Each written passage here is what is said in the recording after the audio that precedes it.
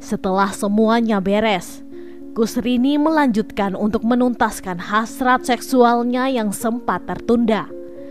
Namun kali ini bukan dengan suaminya, melainkan bersama dengan kekasih gelapnya yaitu Nurcholish. Setelah keduanya benar-benar puas,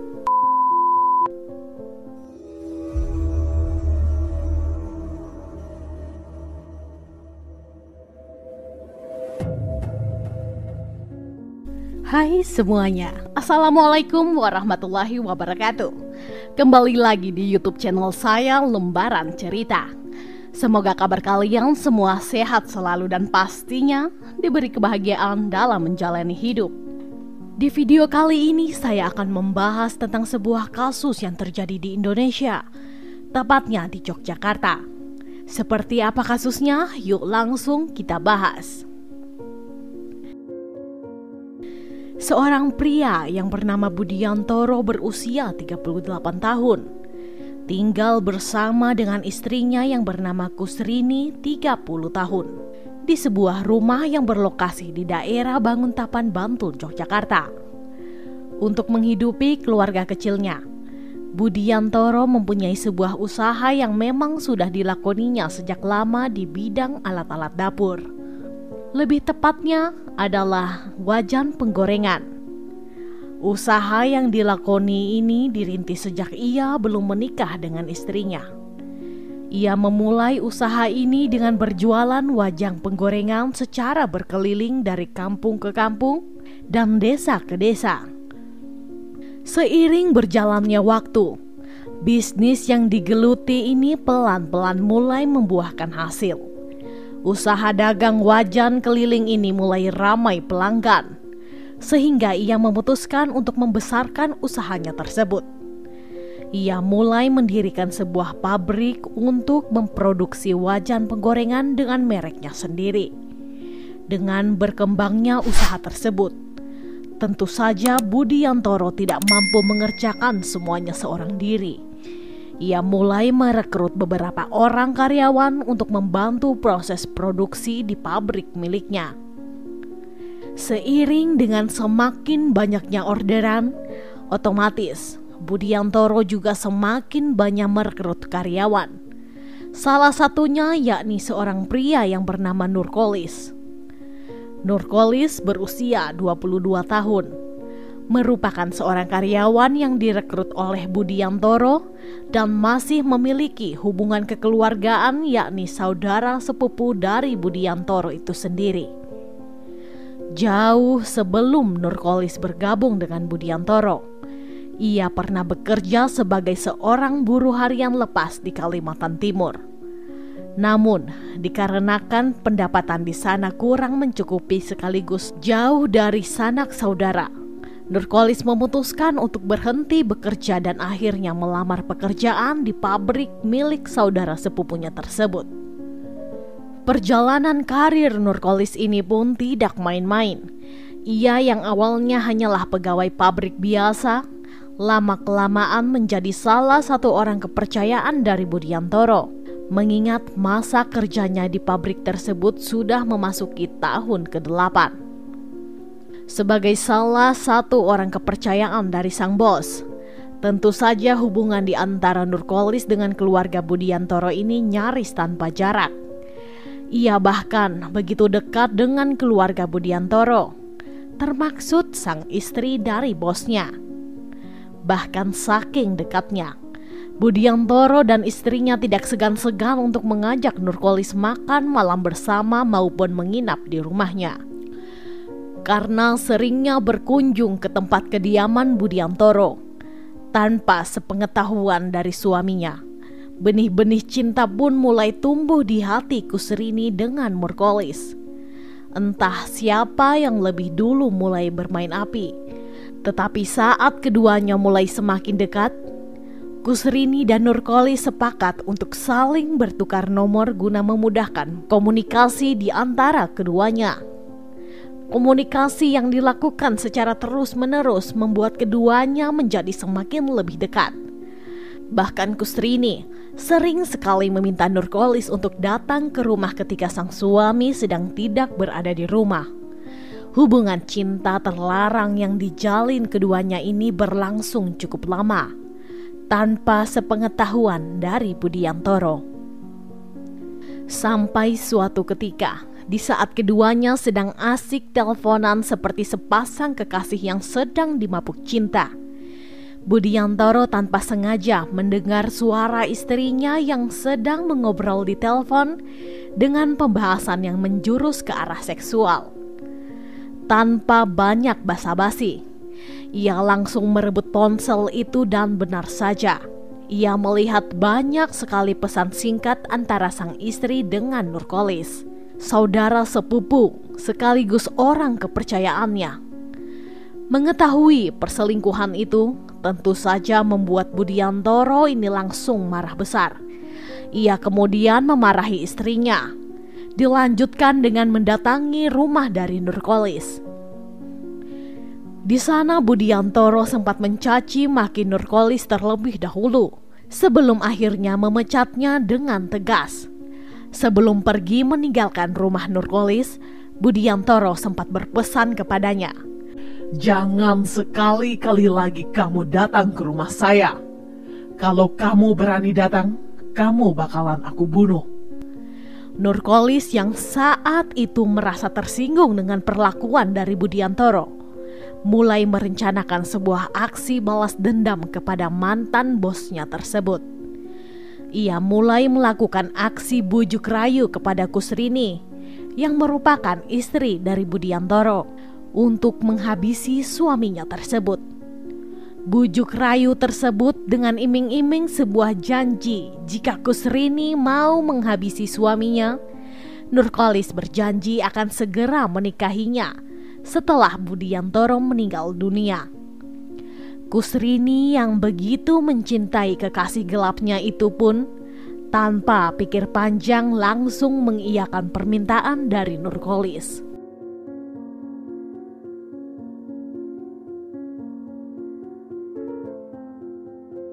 Pada hari Selasa 30 Maret 2021, Kusrini dan Nurcholish sempat berkomunikasi melalui video call untuk membahas rencana pembunuhan tersebut. Setelah perencanaan itu cukup matang, Nurcholish segera berangkat menuju ke rumah Budiantoro, yang kebetulan saat itu sedang tidak berada di rumah. Setibanya di rumah itu, Kusrini meminta Nurcholish untuk bersembunyi di dalam sebuah gudang yang ada di dalam belakang rumahnya. Masih di hari yang sama, sekitar jam 3 sore. Di saat Budiantoro pulang dari tempat kerja, Kusrini mulai merayu suaminya untuk melakukan hubungan badan yang tanpa disadari oleh Budiantoro bahwa itu merupakan sebuah jebakan. Karena tidak menaruh curiga sedikit pun, Budiantoro menuruti permintaan dari istrinya tersebut. Keduanya pun mulai bercumbu hingga akhirnya sepasang suami istri itu melakukan hubungan dewasa di ruang tamu. Saat keduanya itu sedang memadu kasih, Kusrini lalu memberi kode berupa desahan sebanyak 3 kali, yang artinya Nurcholish harus segera menghabisi Budiantoro. Sementara itu Nurcholish yang sedang bersembunyi di dalam gudang mendengar suara desahan dari Kusrini dan dengan sigap langsung keluar dari tempat persembunyiannya. Ia bergegas berjalan menuju ke ruang tamu dan langsung menjerat leher Budiantoro menggunakan kawat yang sebelumnya telah dipersiapkan. Saat itu Budiantoro sempat melakukan perlawanan, namun Kusrini dengan sigap membantu Nurcholish dengan menutupi wajah Budiantoro dengan menggunakan kerudung. Diserang dari depan dan belakang, tentu saja membuat Budiantoro ini tidak dapat berkutik lagi. Ia akhirnya menghembuskan nafas terakhirnya tidak lama setelah aksi tersebut. Mengetahui bahwa Budiantoro sudah meninggal dunia, Kusrini dibantu Nurcholish mulai memakaikan baju secara lengkap ke tubuh Budiantoro yang sebelumnya dalam kondisi tanpa busana. Keduanya lalu menyembunyikan tubuh tidak bernyawa itu ke dalam gudang dan menguncinya dari luar. Setelah semuanya beres, Kusrini melanjutkan untuk menuntaskan hasrat seksualnya yang sempat tertunda. Namun kali ini bukan dengan suaminya, melainkan bersama dengan kekasih gelapnya, yaitu Nurkolis. Setelah keduanya benar-benar puas, Kusrini dan Nurkolis melanjutkan dengan mandi bersama. Dan ketika mendengar suara azan maghrib berkumandang, keduanya segera mengambil air wudhu dan salat berjamaah di dalam rumah tersebut. Singkat cerita, masih di hari yang sama sekitar jam 11 malam, keduanya lalu memasukkan tubuh Budiantoro ke dalam mobil. Sebelum pergi meninggalkan rumah itu, Nurkolis sempat mengganti plat nomor dari mobil tersebut dengan harapan agar orang tidak mudah mengenali mobil itu. Ia bersama-sama dengan Kusrini kemudian berangkat menuju ke daerah Sedayu untuk membuang tubuh Budiantoro di sana. Selain itu, mereka juga sempat membuang beberapa barang bukti seperti kawat dan baju Nurkolis yang sebelumnya digunakan untuk menghabisi Budiantoro. Baru setelah itu, keduanya bergegas melarikan diri bersama. Keesokan harinya, atau tepatnya pada 31 Maret 2021, seorang warga yang kebetulan melintasi di sebuah parit dikejutkan dengan penemuan sesosok jasad laki-laki. Ia pun segera melaporkan penemuan itu kepada aparat kepolisian setempat. Setelah mendapatkan laporan penemuan itu, aparat kepolisian pun segera mendatangi lokasi kejadian. Setibanya di sana, tim dari Polres Bantul segera mengevakuasi tubuh tidak bernyawa itu ke rumah sakit terdekat untuk dilakukan identitas dan autopsi. Sembari menunggu hasil pemeriksaan, aparat kepolisian juga sempat melakukan olah TKP untuk mencari bukti-bukti yang terkait dengan kasus pembunuhan tersebut. Di sisi lain, Nurkolis yang pada kala itu sedang mengendarai mobil milik Budiantoro seorang diri, tiba-tiba malah terjaring razia rutin di jalanan. Karena nomor polisi dari mobil tersebut berbeda dengan surat-suratnya, aparat kepolisian pun menggiring Nurkolis ke kantor polisi.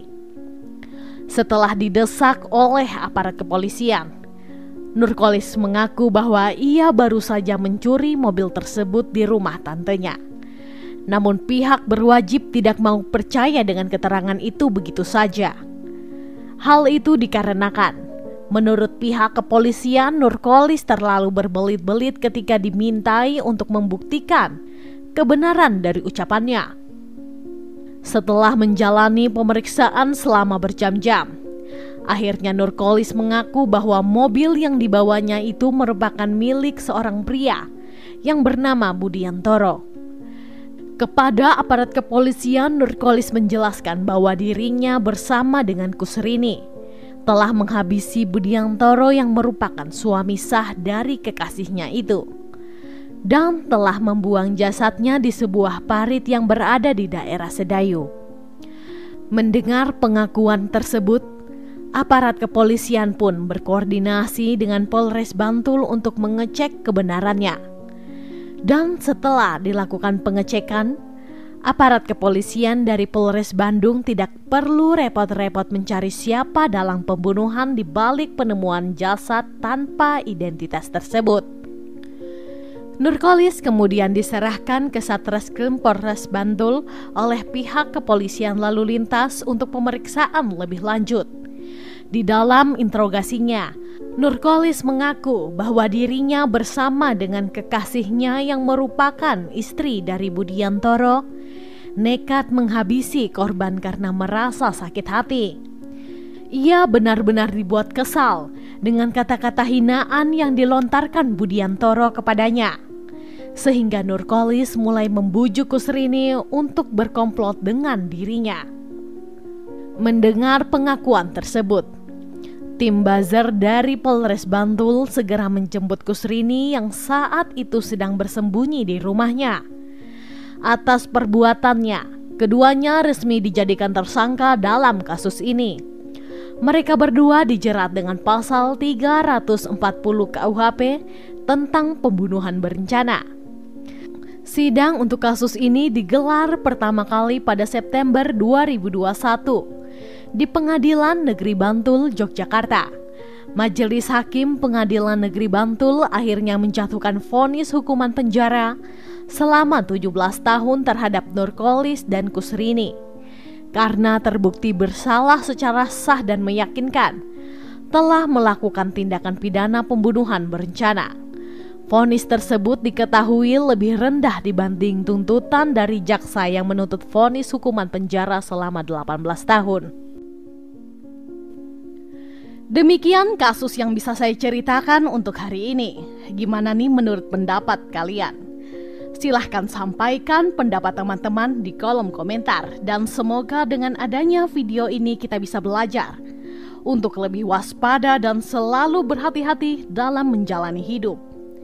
Saya sendiri tidak akan pernah bosan untuk mengingatkan, selalu libatkan Tuhan di setiap tindakan kita, karena kita tidak akan pernah tahu apa yang akan terjadi ke depannya. Oke, sekian dulu untuk video hari ini. Mohon maaf jika ada salah dalam tutur kata. Dan jika menurut kalian channel ini bermanfaat, mohon supportnya dengan cara mengklik subscribe, like, komen, dan jangan lupa untuk menyalakan tombol notifikasinya agar kalian tidak ketinggalan saat kami upload video terbaru. Sampai jumpa di video selanjutnya. Bye-bye.